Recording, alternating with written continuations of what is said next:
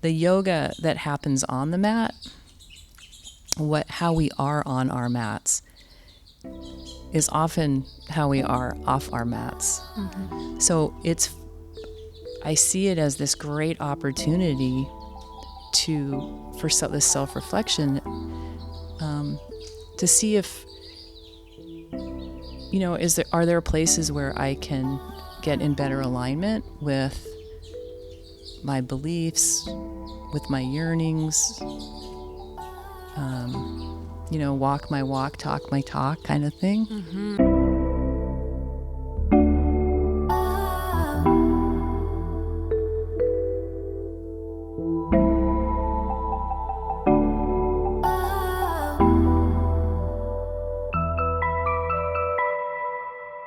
Hello and welcome to Curious Ones podcast by Yandara. I'm Yael Ginzburg, the host of the podcast, a yoga and meditation teacher and philosophy lover. Each week you will hear eye-opening interviews with the different teachers of the Yandara Yoga Institute, located in beautiful Baja, Mexico, along with other teachers that pass through here. This life-changing knowledge, shared through authentic, heartfelt communication, will help you live a happier, more fulfilled, and connected life. Let's dive in. I'm very honored to have our guest today, Pheonix Ries.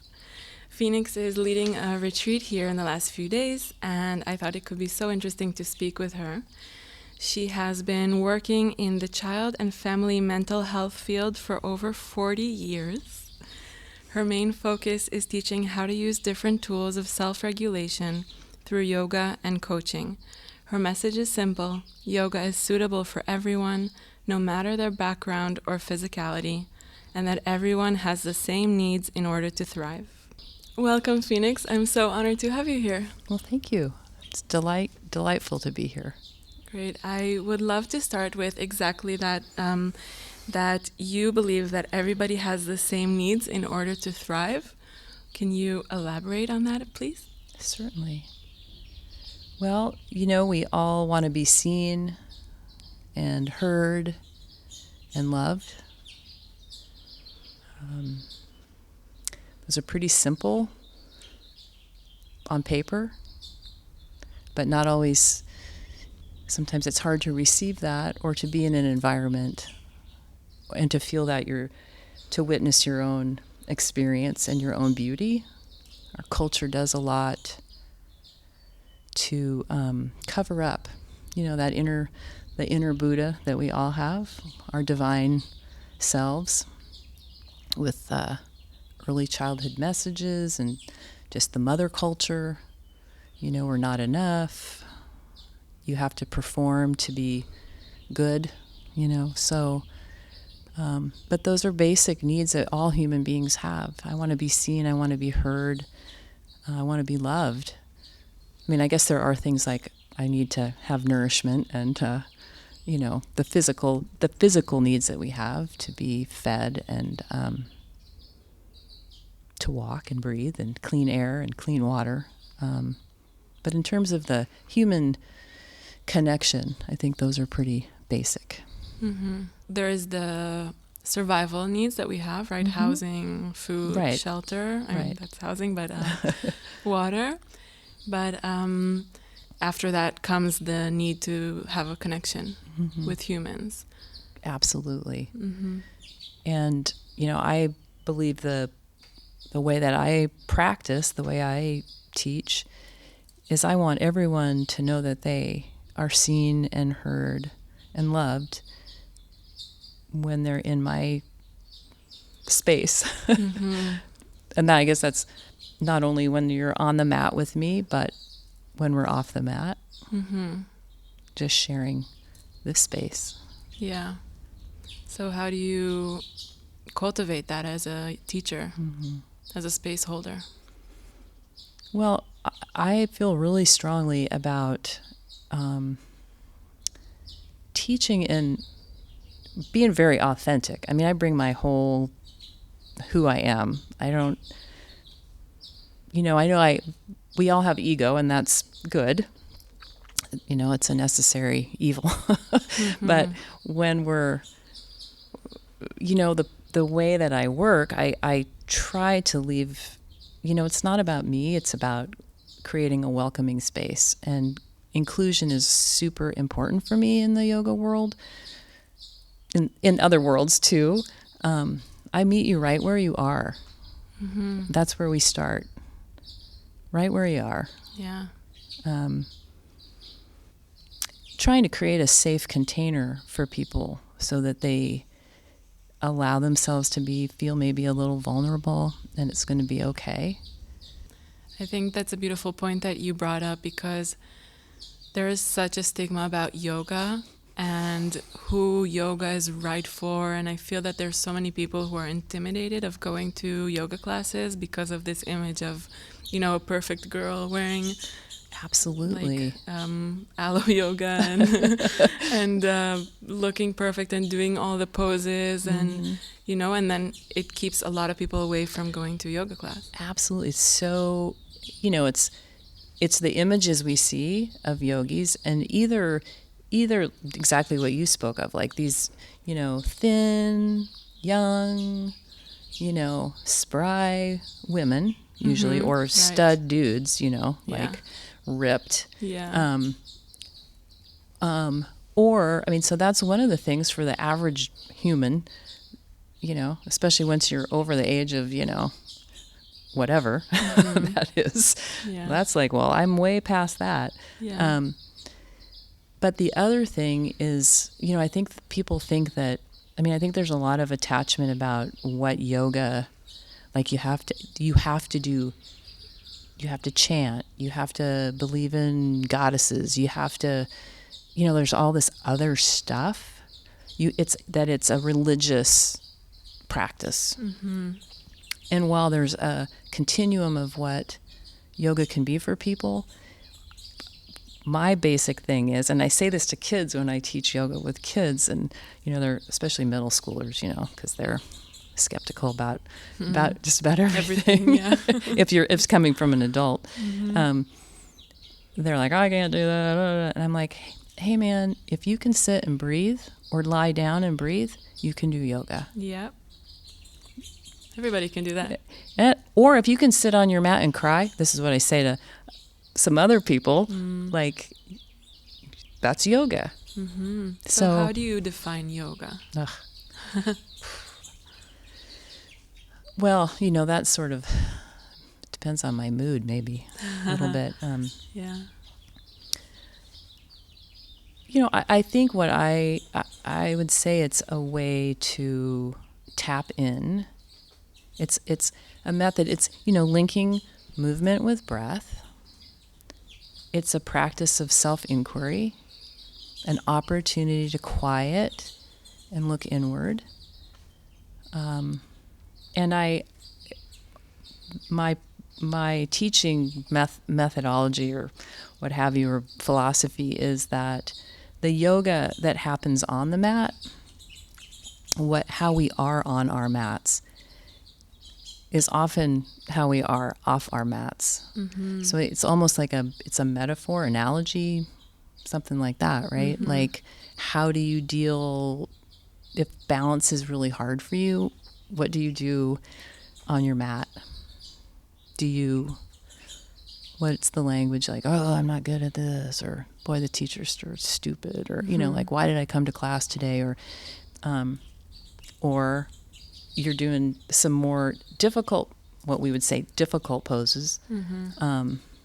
And, I'm going to get that pose if it's the last, like this just, so I see it as this great opportunity for this self-reflection, to see if,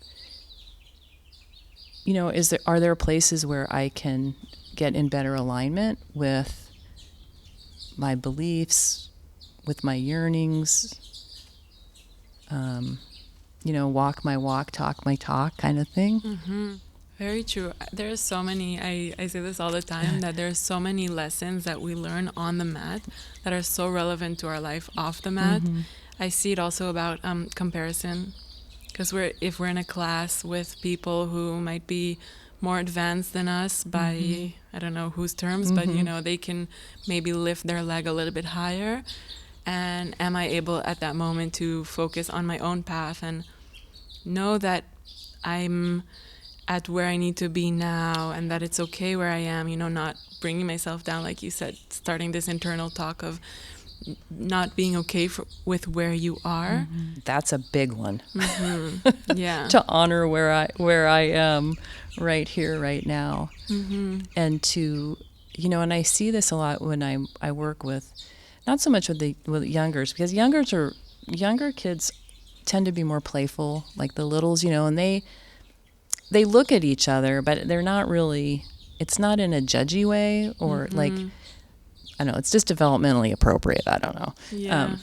And they don't feel bad, I don't think, by and large. What I notice, like, as we age, and someone who may have had a practice, a rather vigorous practice, say, now they have a knee, or they had an accident in their back, they have rods in their back, or, you know, there's something with their proprioception, that rather than focus on what you can't do, let's focus on what you can do. And number one, you showed up today. Right. Like, awesome. Can you, you know, acknowledge the effort it took for you to get in your car, drive to the studio, you know. Decide to go to a class. Right. Like, just showing up, like, wow, that's awesome. Yeah. So it's acknowledging those things that we can do and really focusing on that. I mean, that's how in the coaching that I do, it's about, let's look at the successes and focus on the successes rather than looking at all your all your failures. And we could, you know, we have a file cabinet where and it's the way our brains work. We are way more apt to remember all the failures, all the scary stuff, all the disappointments, blah, blah, blah, blah, blah, than we are to remember our successes and the positivity. I mean, that's wired, right? For survival, the fight or flight. So I work, and I don't know that I work hard at it, because I don't find like it's that hard of work for me to do, to just embrace what you can do. Was that a journey for you to arrive at this place? Oh, heck, yeah. Yeah. Yeah. So I talk about that when I teach. I am often, you know, I riff when I teach. Try to read the energy in the room. And when I started my practice, I was a long distance runner, and I really started yoga so that I could tie my own shoes, you know. It was like all about the physicality of it, like stretching. And I was so driven in practice. I remember this first retreat I went to, and we were doing Pinchamarasana, so, you know, arm balance, upside down. And I now I think about it, and it does make me laugh. I was looking at my friend next to me. I was almost like swearing at her. Like, how can you do that?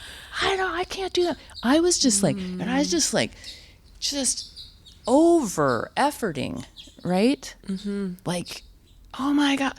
And of course, the yoga teacher did mention something to me about that. And so, yeah, I mean, it's a process, right? To come to understand that this is what we have in this moment, and let's embrace it, whatever it is. May not have been what we had planned or expected, but it's what is. So let's work with what we got right here. Yeah. It's a very important lesson. There's a teacher, I think it's Krishnamacharya, that had it as a big lesson of his, start from where you are, right? Yep. And I love that message because it also reflects that every day we're different, Absolutely. right? You can wake up and you have all this energy and you're ready to like rip it on the mat. And another day, like you said, yoga practice looks like just sitting on the mat and breathing, or even journaling, or, but the act of taking this time for yourself away from, moving forward or the outer world and going into your inner world is just so important. And I think it's also very relevant in our days now with, all the social media that just, it's so natural to compare ourselves to other people's lives, but we're looking at their highlight reel, at this edited picture that Correct. they took thousands of pictures until they got this perfect one. Right. Yeah, life is really not like that, but we've created this artificial world, right? And I think that other piece, which is a little divergent from what we're talking about when you talked about social media, we're just never not doing something. By and large, people are going, doing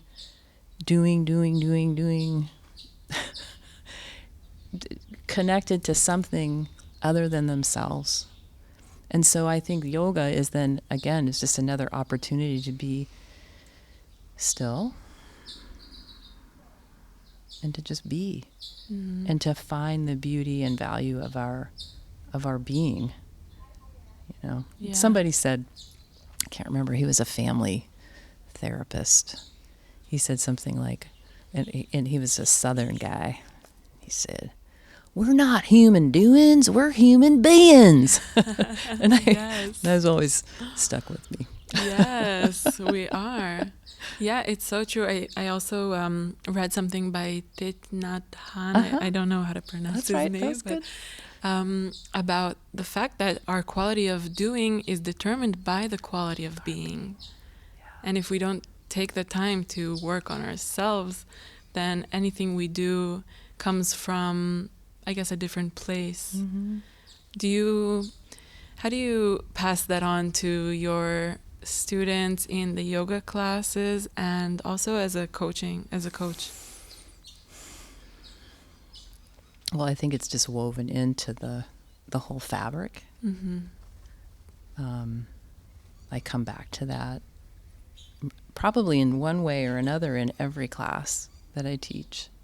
In the way that I teach classes, I can do a super vigorous vinyasa class, where it's really challenging. And I still love to do that. I love to go upside down. I love using the wall and, helping people find their edge, But I also just love, even in a vinyasa class that's vigorous, people probably get super annoyed that I pause.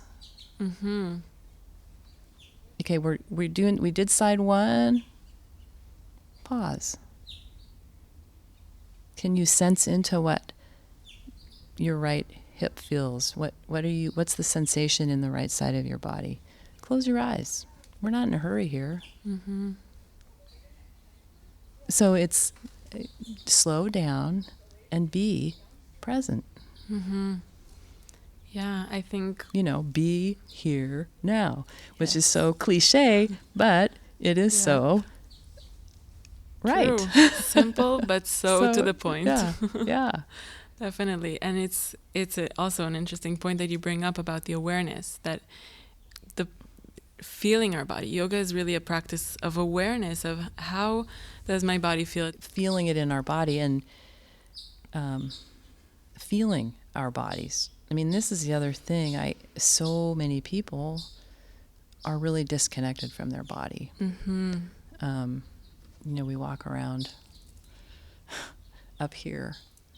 And we do a lot to armor ourselves, I think, to cut ourselves off from our body, to protect.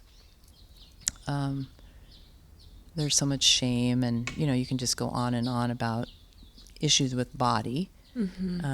But also that we, our culture dwells in the thinking realm.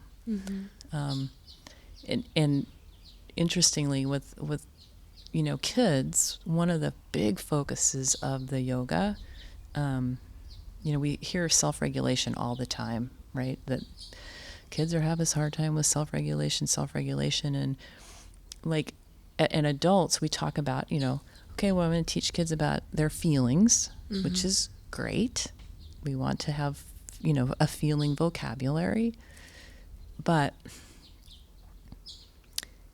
the how quickly it goes from the feeling in our body to, we can't even name what the feeling is when you were little. We just have a physical feeling, and then there's a behavior, right? So helping kids slow down. Where do you feel that in your body? When you punch Johnny, like where do you feel that in your body before you swing? So this is where, I've just found, like, and sometimes in schools, I don't like to call it yoga, because it's too scary. So mindful movement, something like that, we can be creative with what we call it. Yeah. But helping, and we can do this with little people, because little people can start self-regulating. They do start self-regulating at, 3, 4, 5 years old. They can regulate. Yeah. And some, it takes a little bit more help. Some grown-ups still need help self-regulating, right? So the yoga is beautiful. Or the mindful movement, because, and I do this, and we all do this, I think most of us do this in just the way we practice or teach, is, we start, it's mellow, get present, bring ourselves here in the moment. What's showing up with you on your mat, physically, emotionally, spiritually, intellectually, who's on the mat with you. We warm up, then we start amping it up, right? So there's this, we get activated, and then we come back down the other side, and there's this slow, beautiful progression. So and you can be, with adults, I'm not as explicit. When I work with kids, I'm actually very explicit. Like, I do things like I bring out the drum, and I just the kids are running around, and, we play games and can be very playful kind of yoga, getting them really hyped up, make a lot of noise, and then, okay, how quiet can we be? This is what it feels like. It's great to be here, and it's great to be here, and it's great to be able to know that you can move yourself from here to here. Yeah. Very empowering for kids, for grown-ups. Yeah. Hey, I'm quickly interrupting the episode to extend an invitation. If you are interested in deepening into any of the subjects we talk about on the podcast, we offer many different experiences on our beautiful grounds here in Baja, Mexico. From 9-day modules such as sound healing and yoga nidra, to breath and meditation, as well as 200 or 300-hour yoga teacher trainings, and many different shorter retreats. Check out our website, Yandara.com, to see all the information about the different experiences. Let's get back to the episode. Yeah. I love that you are mentioning this self-regulation, because all of us grown-ups know how it feels in this moment that we're hyped up, something triggered us, somebody cut us off is like the usual example, or, just even something that somebody said. And I think if you're able to teach kids at a young age how to self-regulate, it could be so beneficial for them as a grown-up. Yeah. They're going to get a head start on what some of us did. And it starts with the sensation, like understanding too where what does it feel like when you're activated? What does that feel like? Your palms are sweaty, your cheeks are flushed. You feel tingly, being able to describe it and really be able to, widen the aperture to what is happening inside, so that hopefully we get to a point, and kids can get to that point where they feel it coming and like, okay, strategy. Yeah. Take a long, slow exhale. Or I need to stand up and stretch. Yeah. As opposed to punch Bob, because he's making me mad. Yeah. Well, I just was talking about this with my sister this morning. Her son is 4 years old, and he kind of like got upset about something she didn't let him do, eat candy for breakfast. And he kind of lashed out, and he said like kind of hurtful things. And I was just thinking how it's so interesting that at this age he feels this anger about something that he thinks isn't fair, and he doesn't know how to say that yet. What do you think? Where do you think that comes from? Well, I mean, I think that's typical development. Like, I want what I want. There's a thing that they used to say about like toddlers, although I think it can go older than toddlers. Like, they have a toy, and if they see the toy, it's my toy, and if they're playing with it, it's my toy, and if I was playing with it and I put it down, it's still my toy. You know, it's the world, they're self-centered. That's normal. And I want what I want when I want it.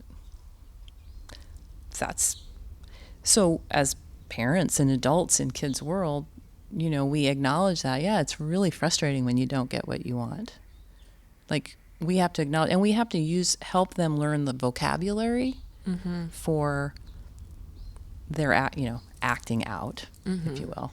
And I mean acting out, just behaving according to how they're feeling, right? Yeah. They can't put the words to it like, I'm really disappointed, or I really feel like it's unfair because it seems like you and Dad, you know, have coffee and pastries, and yet I can't have my, I can't have hot chocolate and, you know, a candy bar, whatever.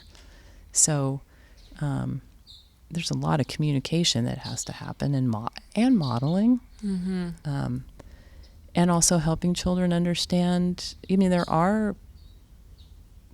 this is self-regulation. Yeah. You know. So how do you teach parents to teach kids to do that? And then maybe if you can talk about how to teach adults to self-regulate themselves. Right.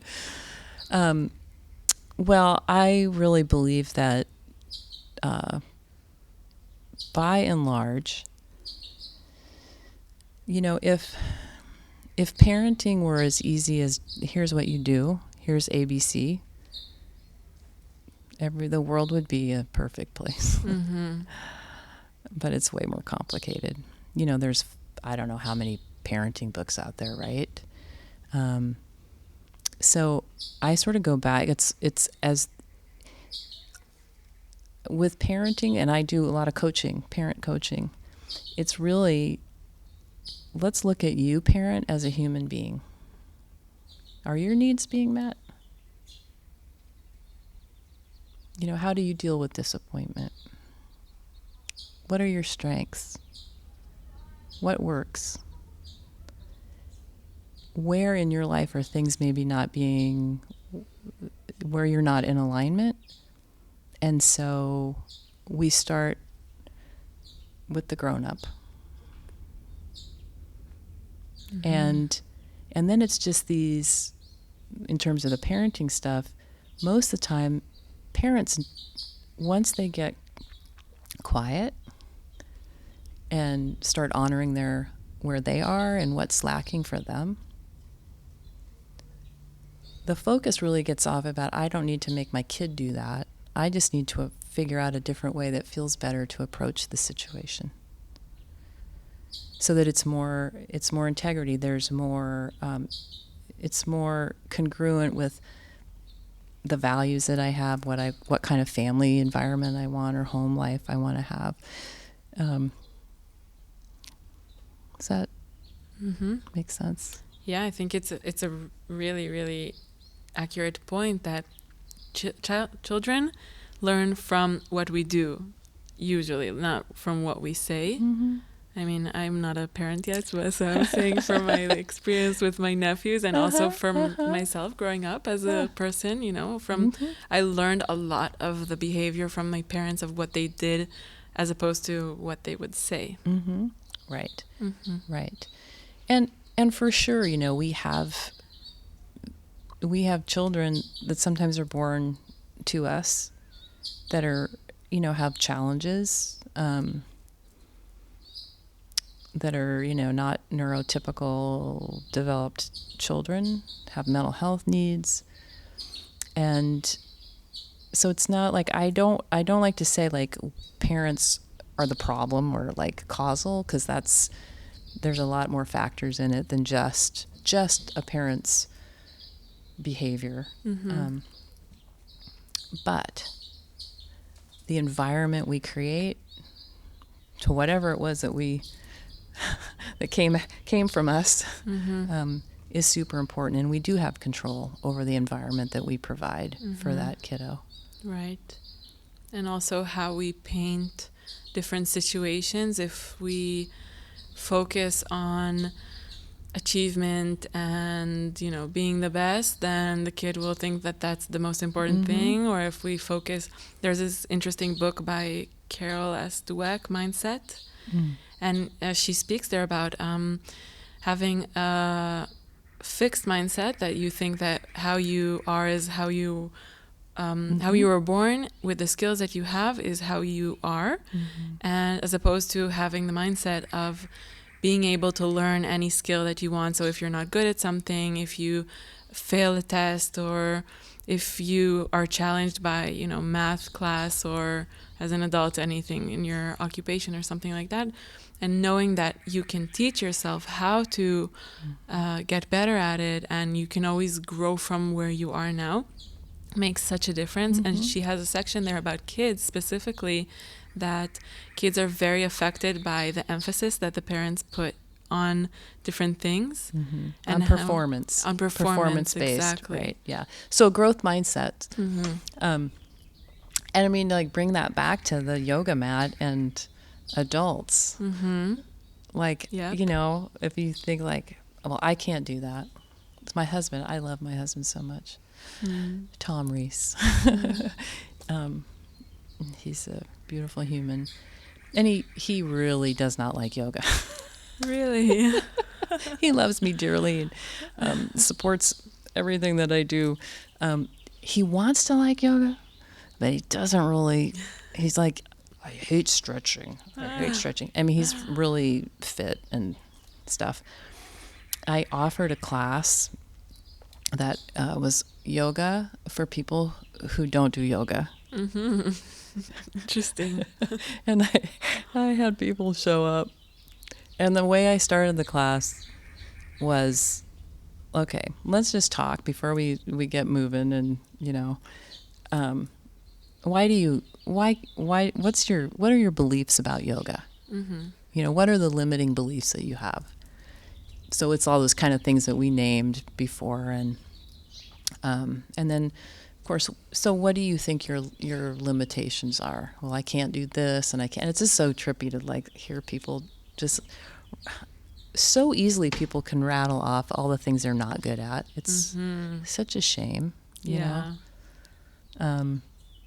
So then I do this yoga class, and afterwards, Tom's like, I think you should this should be a regular class that you do. I really like that class. And he is an honest critic.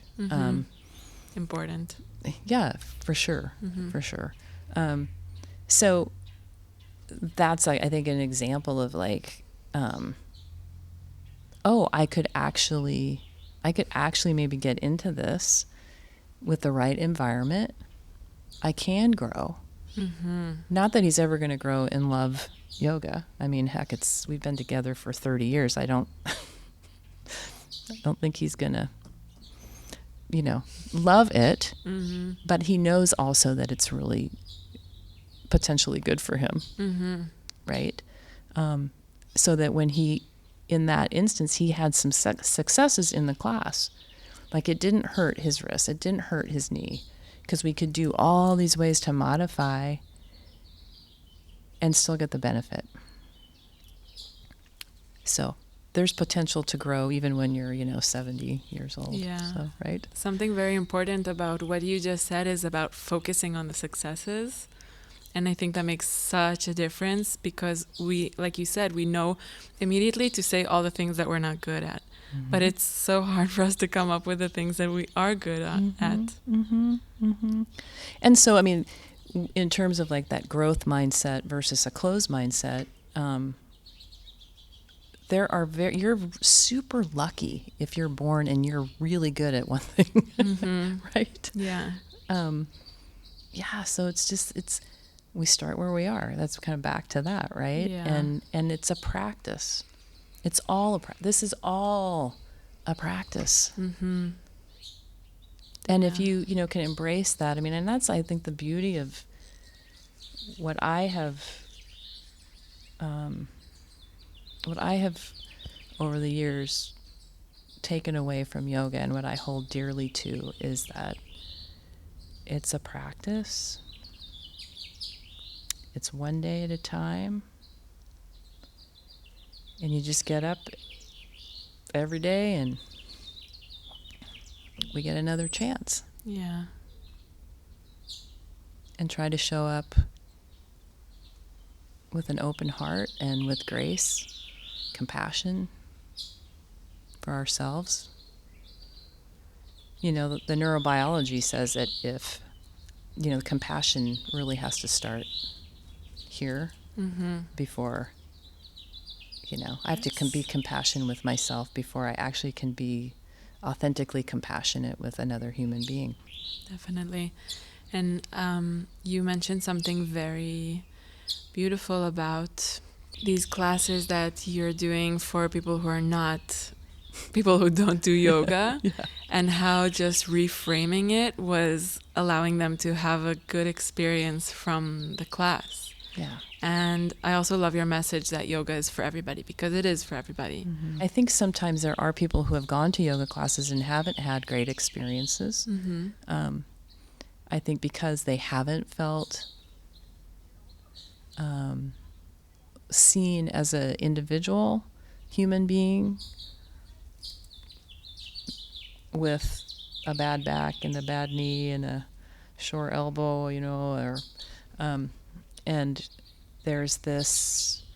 I think yoga teachers or yoga instructors can just like have a script. I think that's possible. I know that is, and I've had students come to me and it's like, I've never had a teacher say, "Hey, maybe you want to do this."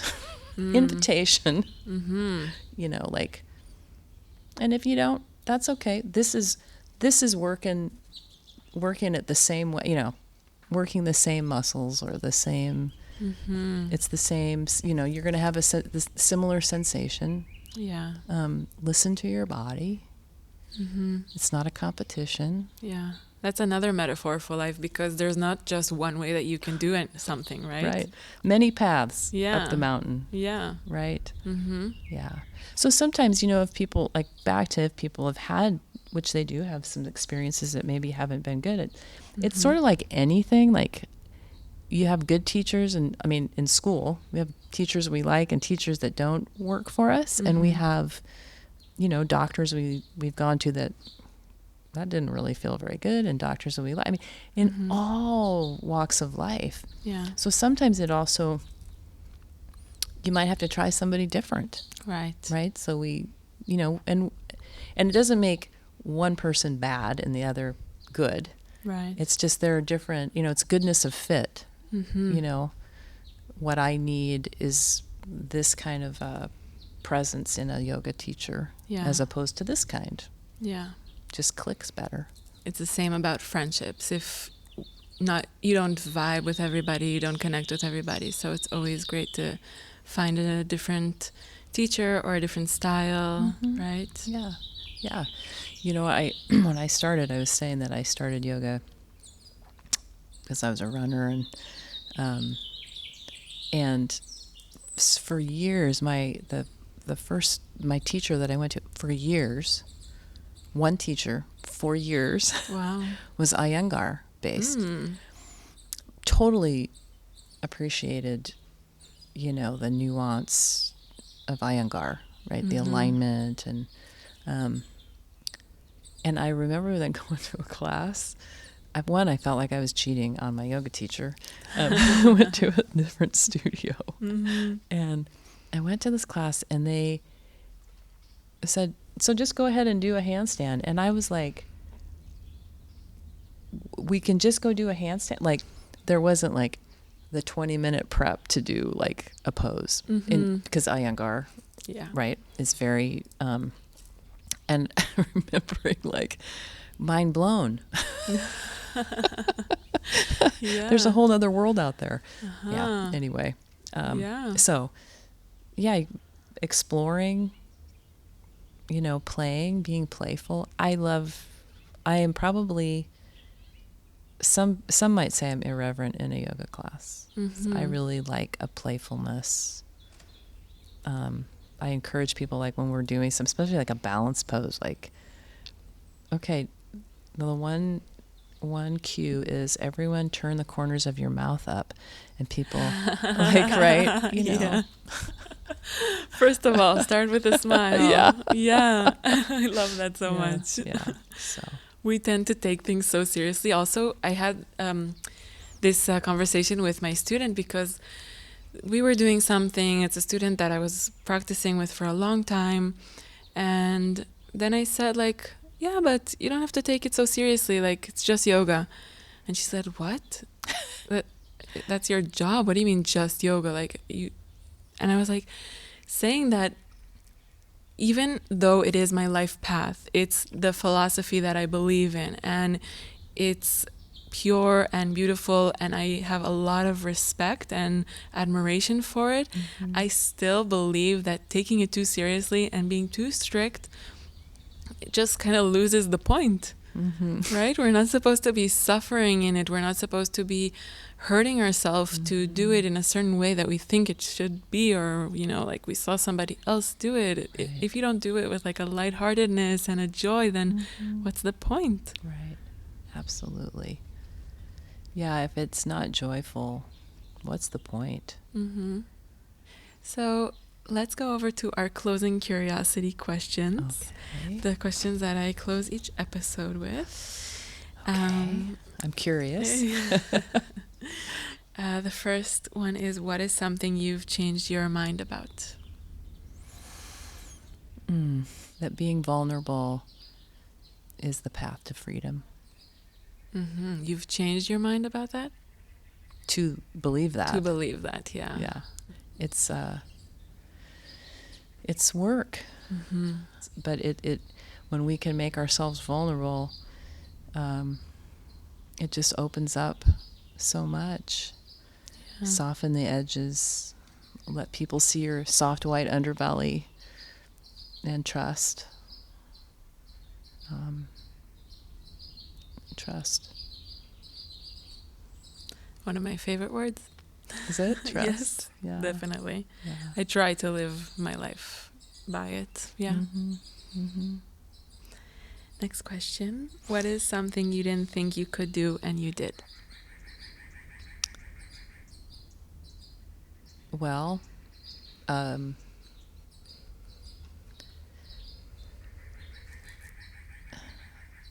years ago, my daughter died. She was 23 years old. And there was a part of me that didn't know that I could continue. I never was, suicidal, but, I felt like my heart had just been blown apart. And at the same time, I had a very regular, deep yoga practice. And I knew that yoga practice was going to save me. And that's actually why I started teaching. Wow. Can you maybe talk a little bit about how it saved you? Well, it was the deep, for all the years of practice that, so it wasn't so much, it wasn't standing on my head that was going to save me. Mm-hmm. It was this, the spiritual practices, the philosophy of impermanence Mm-hmm. and presence.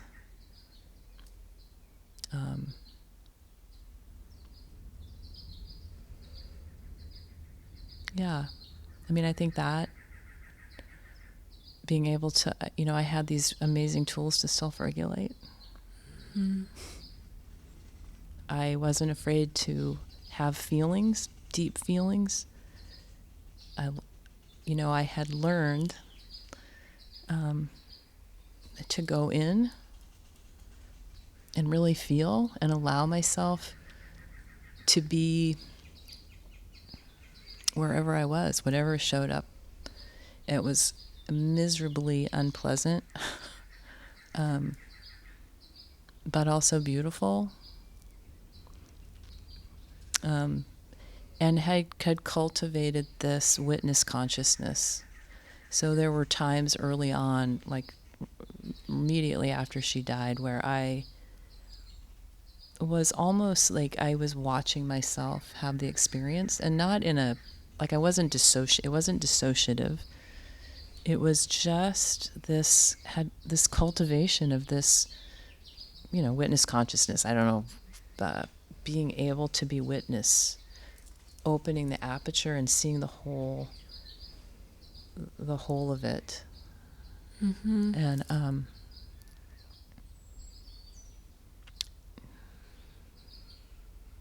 yeah, so I feel very strongly that yoga is for everybody. And if my practice and my teaching with kids and grown-ups, if I can do like, a 1/100th of a bit of what, it did for me, and I can help someone find that. Yeah. Dealing with loss and grief is probably the hardest thing that we do as humans. Mm-hmm. I unfortunately experienced that recently. Mm-hmm. And it's so interesting to realize exactly what you said, the impermanence of life, and how am I able to go through immeasurable pain and sadness and come through it on the other side. Mm-hmm. Yeah. It's a practice. Mm. It's a practice, and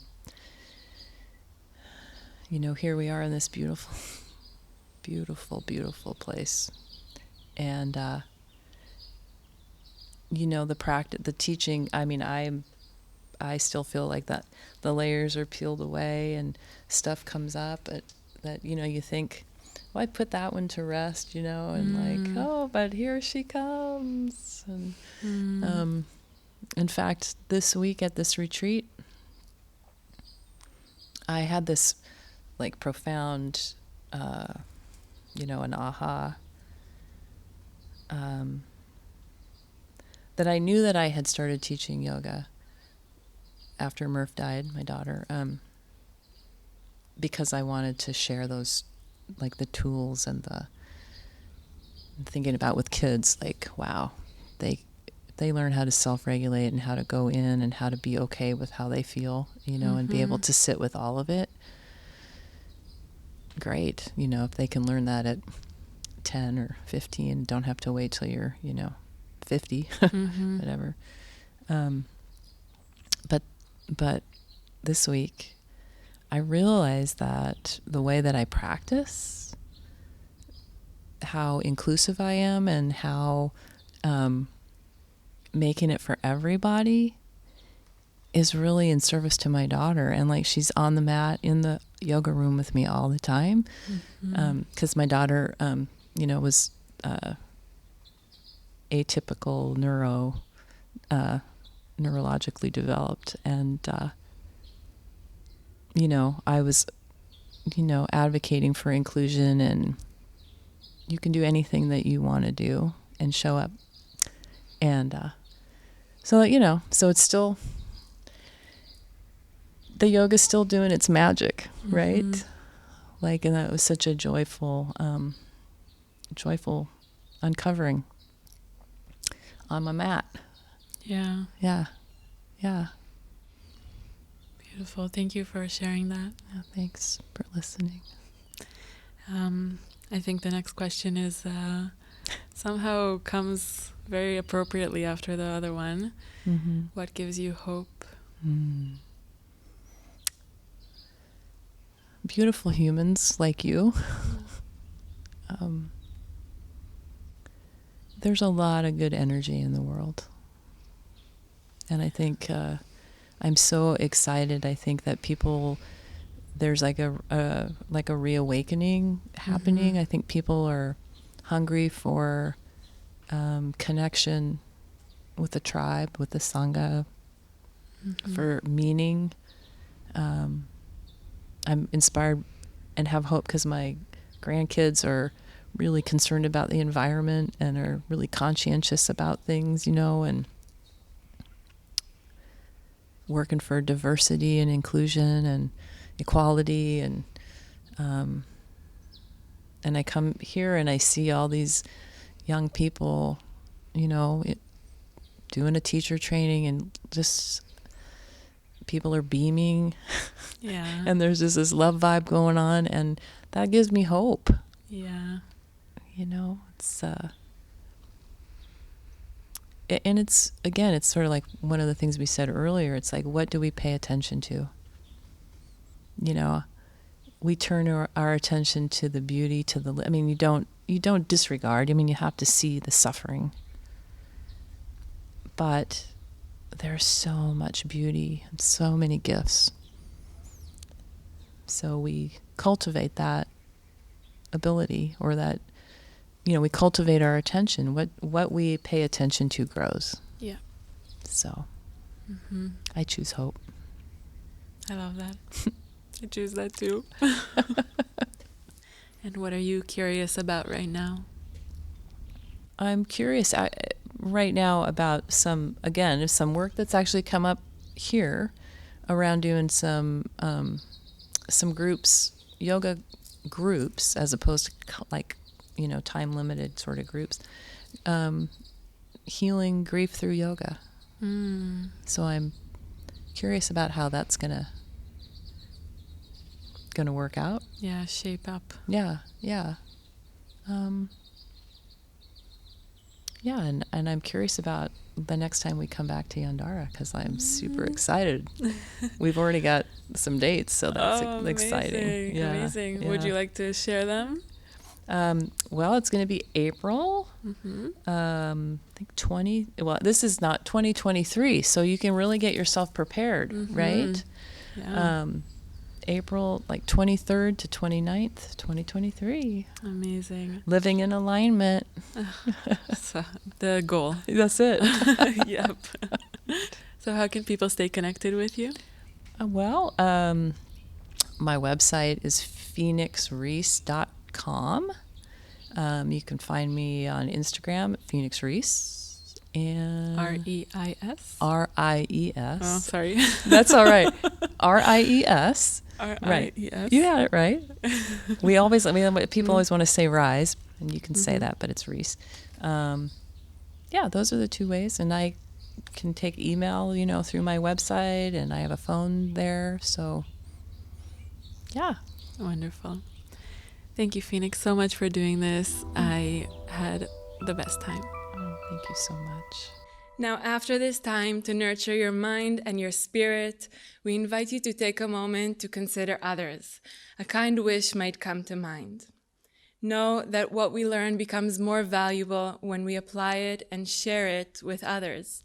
So share this episode on Instagram stories, tag Yandara and I, or share with a loved one so that more people can benefit from it. Our hope is that the search will lead you home to who you already are, to what was always there. We'll be back next week with more inspiration, honest conversation, and insight into the energetic world around us. Thank you for listening and watching.